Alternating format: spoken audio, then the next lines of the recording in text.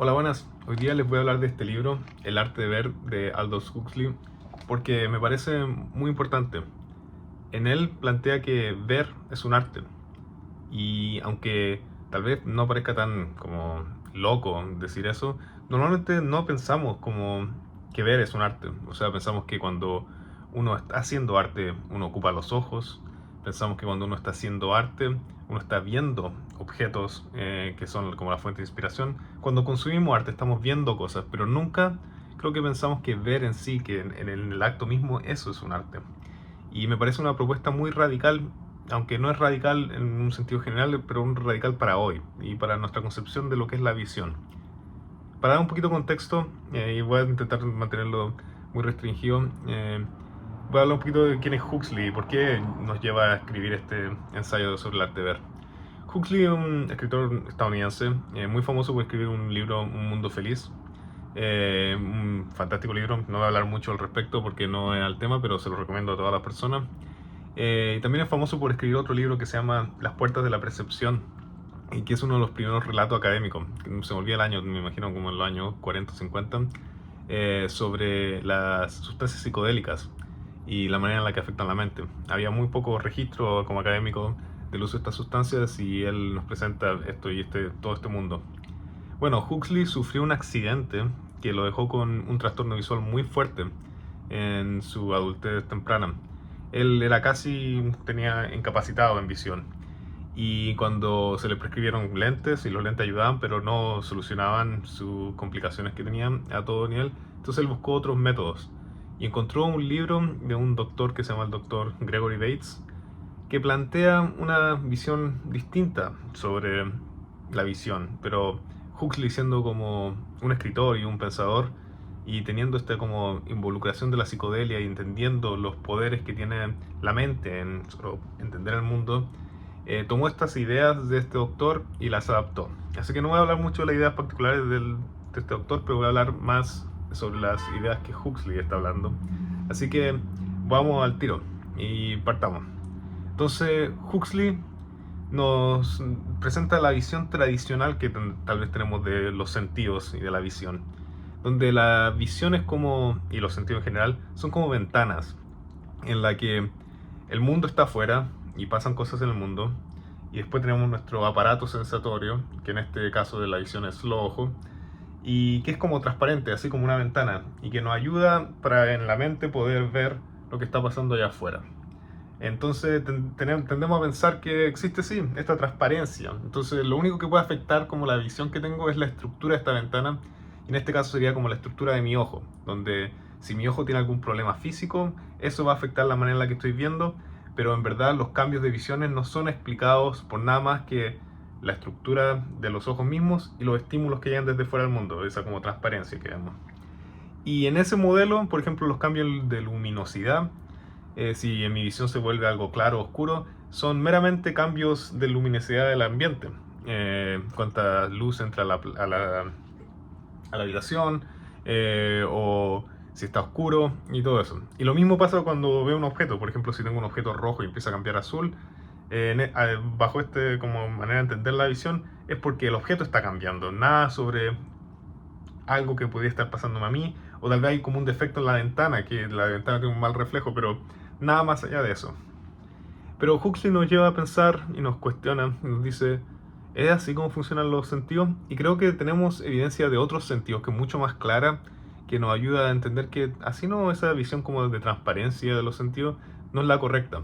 Y podemos ocupar el caso de el sentido auditorio. Si pensamos, por ejemplo, en instancias donde teníamos mucho miedo, uno se da cuenta que el aparato sensorial, el oído, empieza a actuar de manera distinta. Sonidos que antes podrían haber sido agradables toman cualidades de como se ven ampliados, se ven más ásperos, incluso tienen como una valencia negativa. Lo mismo pasa con, por ejemplo, cuando estoy en un lugar muy saturado de ruido y empiezo a como no escuchar, aunque nada le esté pasando a mis orejas, porque tal vez me estoy poniendo nervioso, cruzando tráfico o alguna cosa. Vemos que nuestra experiencia auditiva es muy variable y contingente en lo que parece ser nuestros estados emocionales y nuestra atención. Por ejemplo, Si yo cierro los ojos, escucho mejor. Y escucho mejor precisamente porque le estoy prestando atención, pero nada ha cambiado en mis ojos, ni siquiera, o en mis oídos, perdón. Ni siquiera como dónde lo estoy apuntando, pero por algún motivo siento y escucho mejor. Y eso es meramente un acto de la atención. Pasa también cuando uno está escuchando música. Si uno es adepto a la música, uno tiene la capacidad de como predecir las siguientes notas. Entonces uno se involucra en un acto imaginativo de estoy escuchando la melodía y yo más o menos sé dónde la melodía va a ir, y si la melodía resulta que va en ese lugar, la manera en la que la escucho tiene una cadencia distinta de que si no me involucro en este proceso imaginativo sobre la melodía. Por ejemplo, si es un género de música que no conozco. Entonces mi atención y mis proyecciones imaginarias a la manera en la que entiendo el estímulo cambia la forma en la que veo el estímulo, cambia la claridad, cambia el mismo sonido en sí, y cambia como la manera en la que impacta. Entonces, cuando existen como estos ejemplos tan obvios sobre cómo la atención, la imaginación y nuestras memorias o nuestro contexto influencian la manera en la que podemos escuchar, ¿por qué no sea así en nuestra visión? Y yo creo que hay evidencia, o sea, en nuestra visión de que ese es el caso. Por ejemplo, cuando uno está muy nervioso, está a punto de tener un ataque de pánico, no sé si le ha pasado a usted, uno empieza a ver todo blanco y nada le ha pasado al ojo y nada le ha pasado al mundo, pero uno empieza a ver todo blanco y no parece ser meramente como algo que esté afectando al ojo, donde cortisol esté llegando al ojo, pero parece algo del sistema nervioso. Nuestra imposición de este nerviosismo está afectando nuestra visión. Entonces, si tenemos este caso tan extremo en la visión y tenemos casos menos extremos en la capacidad auditoria, pero tal vez cuando estamos hablando de la visión existan casos en donde nuestra atención, nuestra imaginación y nuestra capacidad de como recordar e influenciar nuestra manera de ver actualmente puede cambiar la manera en la que estamos viendo y nos permita ver mejor y cambiar las posibilidades dentro de lo que podemos ver. Y eso es lo que está planteando Huxley. Dice, básicamente, que tal como, por ejemplo, cuando uno está escribiendo un poema, las afecciones personales, las memorias de uno y la capacidad imaginativa de uno hace que el poema tenga distintas cualidades, lo mismo pasa con la visión. Hay que involucrarse en este como actividad casi ególatra, no en el sentido, ególatra es la mala palabra, pero donde está mediada por el ego, en donde nuestras proyecciones intencionales, volicionales, voluntarias, tienen estos efectos. Y eso es algo muy interesante porque si uno especialmente tiene experiencia con la música, el oído musical cambia mucho la experiencia auditiva en todo sentido. Y cuando uno desarrolla esta concepción de la visión, el mundo empieza a tener esas características. Cuando yo, por ejemplo, veo una flor y a esa flor le doy una atención y entiendo lo que significa dar atención con los ojos, la flor toma cualidades donde puedo ver más los detalles de la flor aparece más grande, toma más importancia en mi posibilidad de visión, los colores se vuelven más brillantes y eso. Y también las capacidades imaginativas. Si yo empiezo a proyectar visualizaciones de la flor a medida que la estoy viendo, uno empieza a ver cómo la flor cambia, parece incluso que se moviese cuando uno en verdad está concentrado en esta actividad. Y les quiero dar un poco de los ejercicios prácticos que Huxley menciona, porque me parecen muy importantes para que lo prueben, para que prueben lo que estoy diciendo. No todos me parecen correctos. Él se inspira mucho en este doctor, el doctor Bates, que desarrolló estas teorías al comienzo del siglo XX. Y creo que no había como un marco conceptual muy amplio para poder entender bien lo que estaba pasando. El doctor Bates incluso era tenía muchas dudas sobre la optometría. Yo creo que entender esto como un diálogo entre la optometría, como una batalla entre la optometría tradicional y otra forma de entender la cosa, no es lo correcto. Esto es como otra manera en la que podemos concebir nuestros sentidos, pero que no debería ser como a propósito de todo esto. Entonces, hay muchas técnicas que Huxley toma de este doctor y las intenta reformular, pero muchas no me funcionaron, muchas no las vi como útiles, pero hay algunas que me parecieron muy útiles y quería compartir. Y creo que a cualquiera le pueden ayudar, y que hacen sinceramente ver mucho más entretenido.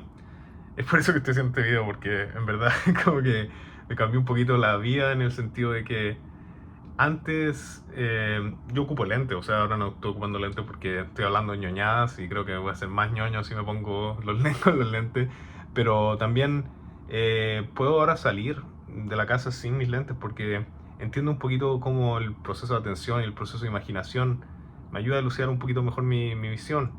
Incluso con los lentes, ahora veo cosas con mucho más detalle de lo que tenía. Así que voy a dejar de redundar y les voy a dar un poco de las técnicas.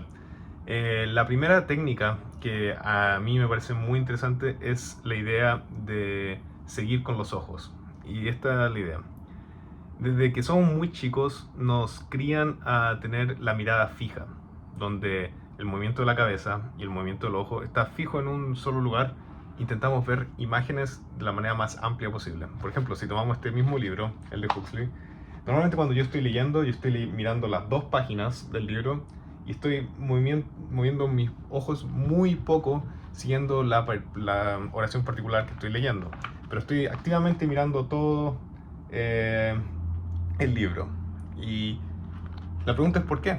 Porque así no funciona nuestra visión. Si estamos pensando, por ejemplo, cuando estamos jugando a la pelota, uno está enfocado en un solo punto y uno sigue la pelota en ese punto fijo, porque ahí, cuando uno está rastreando y mirando fijamente los movimientos de la pelota, es donde uno ve mejor. Si esto es una cuestión fisiológica sobre cómo funciona nuestro ojo, la parte de nuestro campo visual que es la parte más clara, es una parte así de chica en nuestro campo visual, donde en verdad lo que vemos a 100% claridad, obviamente limitado por nuestra capacidad máxima de visión, es una área muy restringida. Entonces cuando uno está mirando, por ejemplo, la página entera, uno está gastando mucha energía y tomando pocas sensaciones. Si uno supiese entender que tal cual como uno cuando juega básquetbol se está enfocando en un cierto punto, está dejando las cosas a la periferia, nuestra visión periférica también es instintivamente inteligente, pero si estamos hablando de meramente la capacidad de ver claramente de una manera que es cognitivamente relevante para nosotros, en verdad solo necesitamos esta parte tan restringida. Y si necesitamos ver con más claridad, podemos rastrear y moverla, tal cual como uno lo hace. Por ejemplo, cuando uno está jugando y está mirando las patas de una persona, mira las patas muy rápidamente y hay una claridad muy grande cuando uno está haciendo eso. Entonces, sí, nuestra capacidad de ver es mayor en cierto punto y si nos enfocamos en ese punto, podemos ver mejor. Entonces, él nos dice, por ejemplo, cuando uno está leyendo, en vez de ver toda la página, uno tiene que en verdad ver un punto y seguir con los ojos, pero también con la cabeza, a medida que uno va leyendo. Y uno ve que las letras toman mucho más claridad, se ven incluso más grandes. Entonces, el rastreo de los ojos hace que nos cansemos menos, porque no estamos intentando imponer una versión poco natural y intentar leer donde no está muy claro, porque estamos enfocando la lectura en las partes donde es más visible. Y eso tiene una característica tiene un cambio muy potente en la manera que últimamente podemos ver. Entonces esa es una de las formas en la que podemos mejorar la visión. Pero esta idea aplica más allá del campo de la lectura. O sea, cuando yo estoy en la calle y cuando estoy caminando hacia el frente, obviamente mi mundo se está viniendo hacia mí, porque el mundo se está acercando. Entonces hay cierta manera en que el mundo tiene un flujo hacia mí. Y si yo me percato de eso, puedo tomar mis ojos y moverlos con ese flujo hacia mí. Entonces, en vez de intentar imponer un objeto visual contra el movimiento, tomo el movimiento existente y lo enfoco y así puedo ver mejor lo que está pasando porque estoy alineando mi expectativa de dónde me voy a mover con donde estoy enfocando mi punto más claro de visión. Entonces, es muy útil. Por ejemplo, una cosa que uno lo nota mucho si uno está en un río y uno ve un bote pasar. Uno no miraría el bote mirando al río así, dejando que la cuestión pase y solo verlo en el campo visual cuando se presenta ahí. Uno mira el bote y empieza a notar detalles más claros del bote a medida que va saliendo y se va descubriendo a sí mismo. Y cuando ya lo traqueo, sigo viendo lo mejor, veo el agua alrededor del bote en particular. Entonces mi vista periférica está todavía tomando eso, pero mi atención hace que el campo visual que tengo se expanda meramente porque decidí darle más atención a eso. Entonces estoy viendo mejor a través del punto en donde el que veo mejor y esa visión se está haciendo más clara. Entonces me parece una técnica genial. La segunda técnica, que creo que es la técnica más loca y más como revolucionaria, es la idea de lo que él llama, ¿cómo le llama? El blinking, pero Se llama como el parpadear, pero parpadear como acto imaginativo y de memoria. Entonces ya vimos cómo la atención y cómo el enfoque el del rastreo puede tener efectos en la manera en la que vemos en claridad. Pero él dice, mira, por ejemplo, el músico, y él no dice esto del músico, pero yo estoy adaptándolo un poco, pero el músico que entiende cómo funcionan las melodías va a escuchar mejor las melodías antes de que éstas sean reproducidas y al momento que estas se reproduzcan, porque tiene expectativas y tiene memorias de cómo estas melodías funcionan por su conocimiento de la música, de la teoría musical y todo eso. Entonces, si uno por tener esos conocimientos, por tener esas memorias, puede escuchar distinto, por tener memorias y proyecciones imaginativas, uno puede también cambiar la cualidad en la que ve. Y el ejercicio que él nos da para demostrar esto es, toma un objeto en tu campo visual. Por ejemplo, acá tengo un encendedor. Y yo miro este encendedor y ahora cierro los ojos. Y me imagino el encendedor, como lo vi. Ahora tengo una visión media clara de cómo es este encendedor y lo abro y ahora creo que puedo ver mi encendedor con más claridad porque tomé esa imagen visual y ahora la estoy proyectando de vuelta más el como efecto visual que tengo al mirar este encendedor. Y si lo vuelvo a hacer y lo hago de nuevo y lo sigo haciendo, cada vez que cierro los ojos me imagino el encendedor. El encendedor empieza a tener más importancia en mi campo visual, creo que puedo ver más de sus detalles y le veo características que no le vería. Eso lo hago para ver un objeto intencionalmente. Pero por ejemplo, si yo estuviese en una calle que no conozco y estoy como veo un cruce, puedo pensar y no, por ejemplo, estoy en una calle que no conozco, veo un cruce y veo un semáforo y no veo muy claramente el semáforo por la particularidad de la luz. Puedo imaginarme un semáforo, el contraste de un semáforo donde no están las luces prendidas y eso va a hacer que resalte más la luz prendida porque sé con mi proyección imaginativa de cómo un semáforo se ve normalmente y puedo contrastar mi imaginación con lo que mi campo visual en verdad está viendo. Entonces el acto imaginativo va a hacer que las luces del semáforo resalten más porque estoy imaginando un semáforo sin luz. Y eso me ayuda a entender un poco más, aunque mi visión por la luminosidad de la calle o cualquier cosa esté limitando mi capacidad de ver el semáforo. Entonces, en este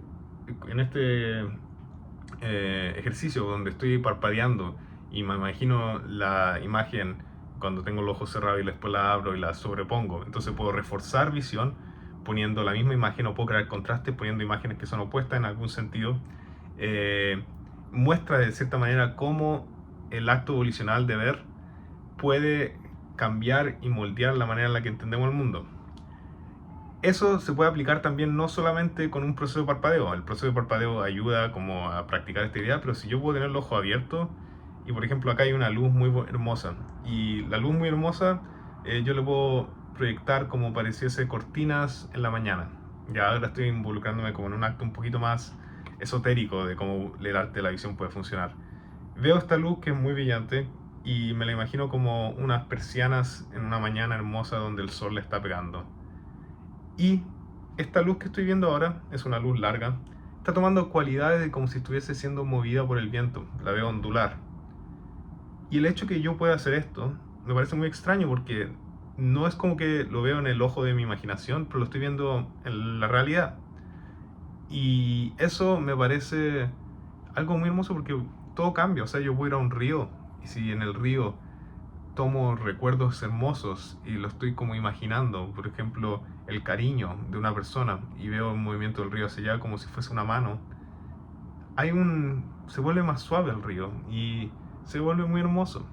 Y eso es lo que me parece muy loco de esta técnica y lo que me hizo poner un video así de la nada al respecto, porque creo que la gente no piensa sobre la visión y sobre ver de esta manera, donde cuando si lo hiciésemos de esa manera teníamos más control de probablemente como el órgano sensorial más importante de nuestra experiencia.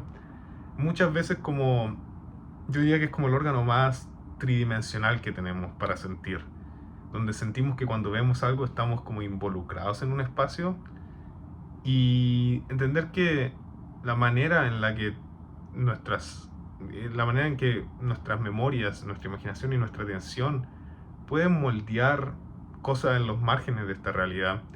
De la misma manera que la persona que ama la música ve que la música le cambia la vida. La persona que ama ver y que ama proyectar emociones a través de la visión va a cambiar un poco la manera en la que ve el mundo. Y si es verdad que la visión es como el método más tridimensional, cambia la manera en la que uno no solo ve el mundo, pero también se desenvuelve en el mundo. Y por eso quería hablar de esta idea. Cuando Huxley toma este consejo práctico que Dr. Bates inventó y en verdad le da un peso un poquito más trascendental y dice, mira, él está de acuerdo con las técnicas de Dr. Bates. Para mí las técnicas de Dr. Bates son útiles en entender un poquito lo que está pasando, pero uno los puede sacar de fuera de ese contexto. La manera en la que vemos el mundo está mediada por la subjetividad de uno en una manera no accidental, no inaccesible. Esa es la idea, porque creo que no es trivial, o sea, mucha gente te puede decir, oh, tu estructura del cerebro va a mediar la manera en la que ves el mundo, pero eso tampoco, eso captura la subjetividad, pero no captura la voluntariedad, donde las experiencias de mi ego, el agente volicional que se desenvuelve en el mundo, puede impactar la realidad.